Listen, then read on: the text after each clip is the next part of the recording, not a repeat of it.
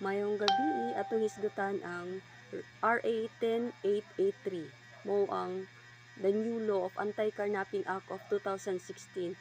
Na siya 3 elements. Number 1 element is taking the motor vehicle which belongs to another, meaning imong gikuha ang motor vehicle. Next element is taking the motor vehicle without the consent of the owner with the use of force, violence, or intimidation, meaning imong gikuha ang motor vehicle gigamit nga walay panangin nga gigamitan nimo og puwersa, gigamitan nimo og pananakit, og gigamitan nimo og imong gihadlok nimo ha, force, violence, and intimidation. And next element is taking the motor vehicle with intent to gain, meaning imong gikuha, imong gituyo og kuha, imong giplano og kuha ang motor vehicle. Kung naay pangutana kung